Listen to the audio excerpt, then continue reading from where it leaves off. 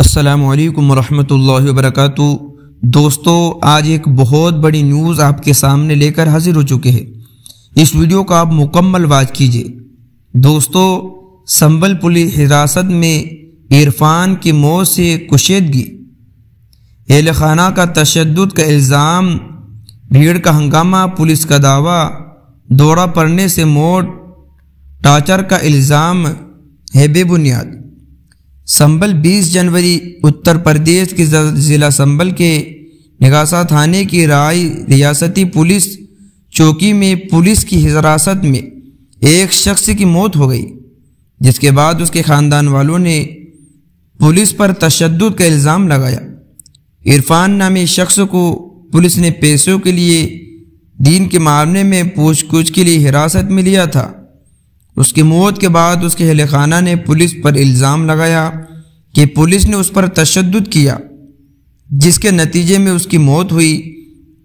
موت کے بعد مستعصل خاندان والوں نے پولیس چوکی کو گھیر لیا اور ہنگامہ کیا، جس کے نتیجے میں پولیس کے ہاتھ پاؤں پھول گئے۔ اس واقعے کے دوران 2 تھانوں کی پولیس فورس، اسماعیلی کیسی اور ASP سمیت دیگر حکام موقع پر پہنچ گئے، صورتحال کو قابو کرنے کی کوشش کی۔ پولیس نے مستعصل افراد کو سمجھا کر معاملے پر سکون کیا اور عرفان کی لاش کو پوسٹ مارٹم کے لیے بھیج دیا۔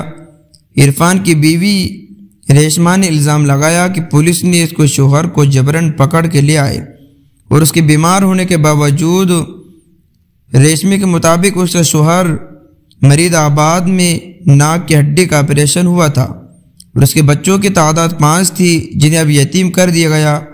پولیس کی طرف سے واقعے کی وضاحت کی گئی کہ عرفان کی حالت اچانک خراب ہوئی اور اسے دوا دینے کے بعد فوری ہارٹ اٹیک سے اس کی موت ہو گئی۔